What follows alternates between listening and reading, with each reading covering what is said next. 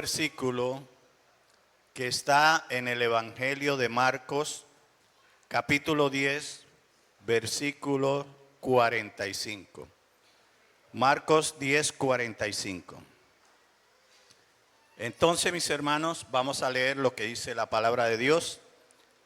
Porque el Hijo del Hombre no vino para ser servido, sino para servir y para dar su vida en rescate por muchos. Regularmente nosotros acostumbramos el autoexamen regularmente tiene una pregunta. Este no tiene como título una pregunta, sino un enunciado que dice: servir y sufrir, dos realidades ineludibles. Y si le parece algo conocido, algunas palabras, no es culpa mía, es culpa de Alex, que comenzó el año hablando de un tema parecido. Así que vamos a continuar en ese tema. Yo creo que el Espíritu nos está animando a nosotros este año a que miremos las cosas como deben ser. El mundo nos hace creer a nosotros que hemos nacido en esta vida para gozar, para disfrutar la vida, para vivir la vida loca, porque la vida es un carnaval y que todo es la gozadera. No, también nos han hecho creer que si nosotros servimos a alguien, nos estamos convirtiendo en esclavos de esa persona y que por lo tanto nosotros debemos de liberarnos de todo eso y hacer las cosas que nos dicte el corazón sin tomar en cuenta lo que piensen los demás, porque en definitiva, si uno no se preocupa por uno, nadie se va a preocupar. Y por lo tanto, nosotros debemos de preocuparnos primero por nosotros y los demás, pues que se las arreglen. Esta es la idea que tiene el mundo de satisfacernos primero a nosotros mismos, porque si no lo hacemos, según dice el mundo, nos vamos a quedar sin nada. Ahora, esa es la visión del mundo, pero la pregunta que debemos hacernos es: ¿qué tan cerca está la visión del mundo con la visión bíblica? En realidad, la visión del mundo está justo en el polo opuesto, o sea, del otro lado de lo que dice la visión bíblica. O lo que es lo mismo, lo que el mundo piensa está en una franca oposición con lo que piensa Dios, porque lo que está en la palabra de Dios, en la Biblia, es precisamente la voluntad de Dios y lo que Dios, la visión de Dios. En base a eso, nos hacemos otra pregunta. ¿Qué debería ser un cristiano? ¿Debería un cristiano seguir la corriente del mundo o debemos apegarnos a lo que dice la Biblia? ¿Ustedes qué piensan? Yo creo que la respuesta es muy obvia. Nosotros, si hacemos lo que el mundo dice y no lo que dice Dios conforme a lo que dice su palabra, ¿qué estamos mostrando en realidad? Que nosotros somos del mundo y no somos de Dios. El texto que comenzamos leyendo de Marcos 10, 45, vemos dos propósitos para los cuales vino el Hijo de Dios a este mundo. Vino a servir y vino a dar su vida. Y lo segundo, o sea, dar su vida, ya vemos la palabra servir, o sea, él vino a servir. Ahora vamos a ver, lo segundo, vino a dar su vida. Esa dar su vida no lo hizo en medio de una gozadera, de una fiesta, de una pachanga, sino lo hizo en medio de ¿qué? del sufrimiento, de padecer mucho. Por lo tanto, se puede decir con propiedad que Jesús vino a servir y vino a sufrir. Precisamente esas son las dos cosas que el mundo nos hace creer que no son parte de la buena vida que supuestamente nosotros nos merecemos. Alguien podría preguntarse, ok, está bien, Jesús vino a servir, Jesús vino a sufrir, a padecer por nosotros, pero ¿eso qué tiene que ver conmigo? ¿Acaso tengo yo que hacer lo que hizo Jesús? Mucha gente me puede preguntar eso. Ahora, la respuesta es la siguiente. Si tú eres cristiano, se supone que debes seguir las pisadas de Cristo. En 1 de Juan 2:6, este apóstol lo dice de manera textual. El que dice que permanece en él, es decir, el que dice que es cristiano, debe andar como él anduvo. Entonces, el asunto no es opcional, no es si yo quiero, si mi corazón me dice que lo haga o no. El asunto es que si tú dices que eres cristiano, debe andar como anduvo Cristo. Y si Jesús anduvo sirviendo a otros y sufriendo por otros, el que dice ser cristiano debe de estar consciente de que ambas cosas les toca hacer para justificar que no es un hipócrita religioso, sino un seguidor genuino de Cristo. En la Biblia, la palabra servir tiene un doble significado. Primero, significa adorar y obedecer a Dios. Y segundo, significa ayudar activamente al prójimo, especialmente a los necesitados, siguiendo el ejemplo de Jesús, quien, como ya vimos, no vino para ser servido, sino para servir. Y ese servicio hacia los demás debe ser una manifestación de amor, una manifestación de humildad y un llamado a vivir como Cristo. Y como ya dije anteriormente, no es una opción, sino un estilo de vida que abarca todas las áreas, desde las tareas del hogar hasta el trabajo, con un corazón dispuesto y sin esperar recompensa, buscando servir al reino de los cielos. El texto básico de nuestro autoexamen de conciencia es Marcos 10:45. Pero antes de Marcos 10:45 estaba Marcos 10:43 y 44. Vamos a ir ahí mismo, 2 versículos atrás, y vamos a ver que el Señor había dejado muy claro cómo sería el estilo de vida de los cristianos. Pero no será así entre vosotros, sino que el que quiera hacerse grande entre vosotros será vuestro servidor, y el que de vosotros quiera ser el primero será siervo de todos. Por tanto, el servicio en la vida cristiana, vuelvo y lo repito, no es opcional, sino un mandato directo del Señor. ¿Y qué implica servir a Dios? Significa adoración y obediencia. Es decir, poner a Dios en primer lugar en todo, honrar su palabra y vivir en sus caminos. También es devoción, es una dedicación y lealtad a un propósito espiritual superior, priorizando lo divino sobre lo material. También es una transformación, permite experimentar dones, gozo y paz y ser transformado a la imagen de Jesús.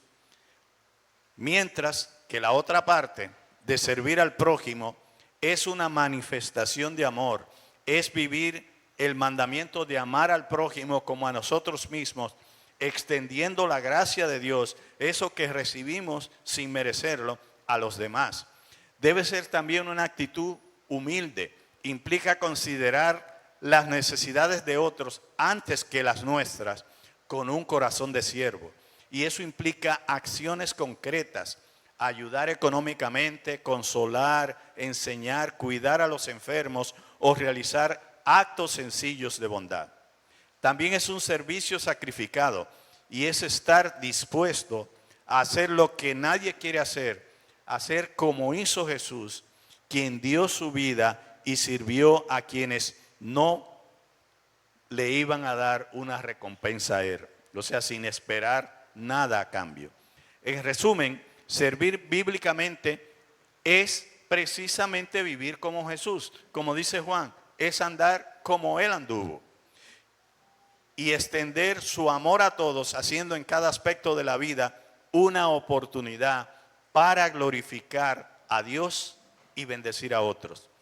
Ahora vamos a ver el segundo término, que es el aspecto de sufrir.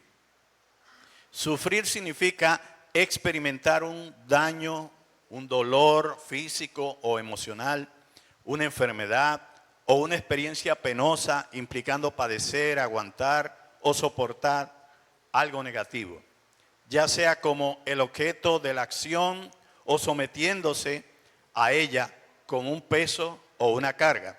Y puede ser desde una molestia leve hasta una angustia profunda. Contrario a lo que dice la gente, nosotros estamos viviendo en un mundo caído en el cual el sufrimiento es la norma y no la excepción. Por causa del pecado de Adán, todas las formas posibles de sufrir pasaron a formar parte de la vida en la tierra.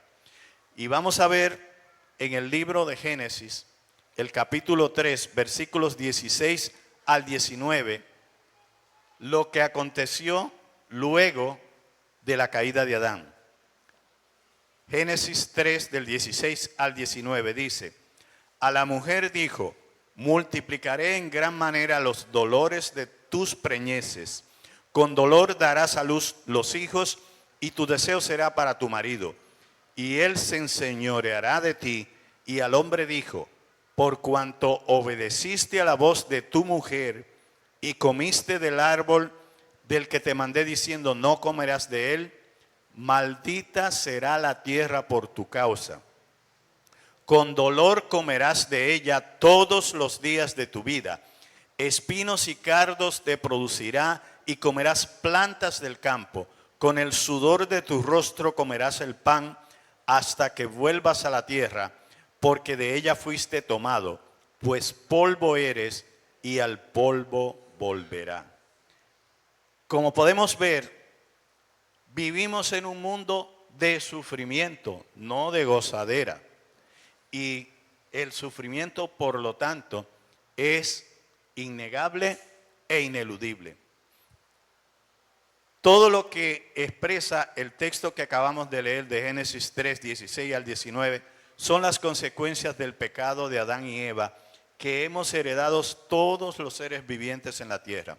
Por lo tanto, si sufrimos de manera natural, no es que Dios está siendo injusto, sino que es parte del paquete de haber nacido en esta tierra y ser un descendiente de los autores del pecado original. Entonces, como sufrir es parte de este mundo caído, no debe ser algo que nos asombre. No nacimos para gozar, sino para sufrir. Algunos podrán pensar que porque ahora ya son cristianos, Jesús cargó sobre sí nuestras enfermedades y se hizo pobre para que fuéramos ricos, como dice la Escritura. Ahora, mucho cuidado con eso, mucho ojo. Es cierto que en 1 de Pedro 2:24 dice, quien llevó él mismo nuestros pecados en su cuerpo sobre el madero, para que nosotros, estando muertos a los pecados, vivamos a la justicia, y por cuya herida fuisteis sanados. Y también es cierto que en 2 de Corintios 8:9 Pablo escribió, porque ya conocéis la gracia de nuestro Señor Jesucristo, que por amor a vosotros se hizo pobre, siendo rico, para que vosotros con su pobreza fueseis enriquecidos. Ahora bien, sería tonto, ilusorio, decir que todo cristiano está libre de enfermedades y que todo cristiano es rico. La verdad es que muchos creyentes padecen las mismas enfermedades que cualquier otro ser humano y también muchos viven en la pobreza o apenas cubren sus necesidades materiales con lo que ganan trabajando. Y contrario a lo que predica el falso evangelio de la prosperidad, hacernos cristianos no es una fórmula mágica para volvernos ricos y felices. Como seguimos viviendo en este mundo caído, nosotros seguimos padeciendo las mismas maldiciones que Dios le dijo a Adán y Eva en Génesis 3, versículos 16 al 19. Además, hay otro caso. El mismo hecho de ser cristianos nos convierte en enemigos del mundo y eso nos hace vivir en territorio hostil y bajo un ataque constante que nos hace sufrir. En Juan 15, versículos 18 al 20, el propio Señor dijo muy claro que el mundo odiaría a los cristianos. Si el mundo os aborrece, sabed que a mí me ha aborrecido antes que a vosotros. Si fuerais del mundo, el mundo amaría a lo suyo, pero porque no sois del mundo, antes yo os elegí del mundo, por eso el mundo os aborrece. Acordaos de la palabra que yo os he dicho. El siervo no es mayor que su Señor. Si a mí me han perseguido, también a vosotros os perseguirán. Si han guardado mi palabra, también guardarán la vuestra. Entonces, ciertamente, ser cristiano no nos exonera de sufrir, sino que puede incluso colaborar en que nuestro sufrimiento se incremente, nuestro sufrimiento sea mayor, porque ahora nosotros somos enemigos del mundo. Y voy a recordarle, yo le dije que no me echen la culpa a mí, que le echen la culpa a Alex, porque en el primer sermón de este año, nuestro amado hermano Alex hablaba de que el sufrimiento es una realidad ineludible, algo que no podemos evitar. Filipenses 1:29 dice que el sufrimiento por Cristo es algo que se le ha concedido al creyente, es como un privilegio, porque a vosotros os es concedido a causa de Cristo, no solo que creáis en Él, sino también que padezcáis por Él.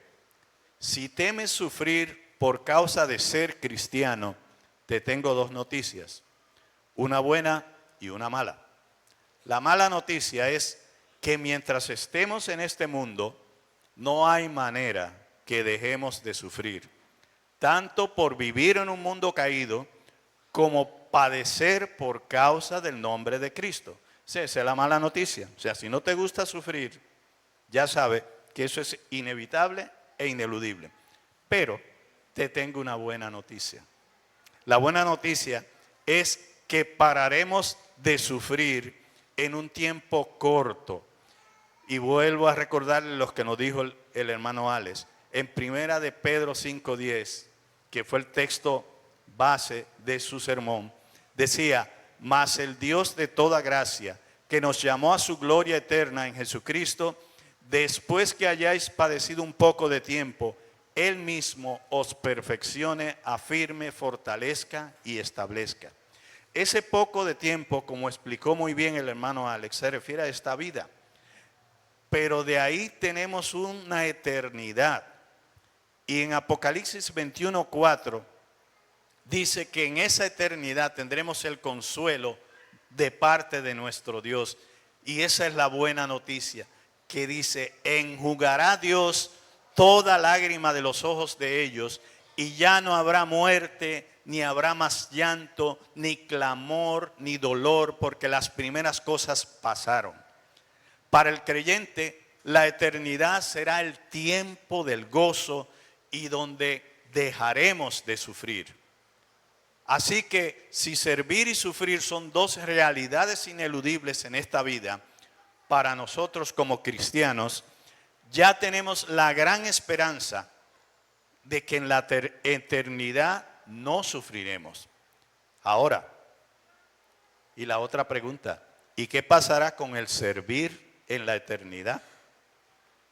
Recordemos el concepto bíblico que servir indica también adorar y obedecer a Dios. Y eso será precisamente lo que vamos a hacer en la eternidad. Por lo tanto, si serviremos, sí vamos a servir en la eternidad, pero no sufriremos. Por lo tanto, el servicio que nosotros hagamos en esta vida es un entrenamiento para nosotros servir en la eternidad a Dios mientras gozamos de no sufrir. Pero si tú te sientes esclavo hoy porque sirves a tu prójimo y tu deseo sería mejor que te sirvan a ti mientras te deleitas haciendo lo que te complace y supuestamente eso te hace feliz, ¿sabes una cosa?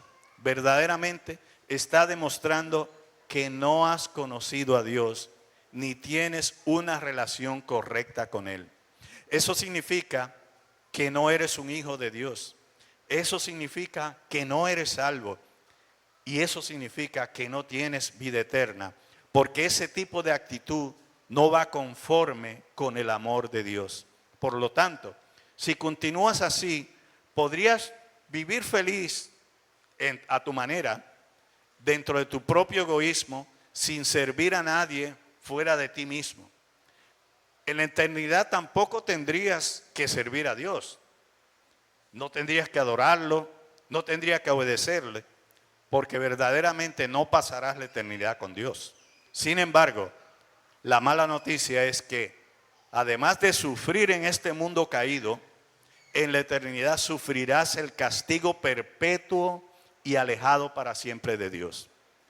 El propósito de este autoexamen de conciencia es llamar tu atención, por si no te has dado cuenta de que es imposible evitar servir y sufrir en este mundo para los cristianos. Nosotros servimos por amor a Cristo y siguiendo su ejemplo de que no vino para ser servido, sino para servir, como decía el texto básico de este autoexamen.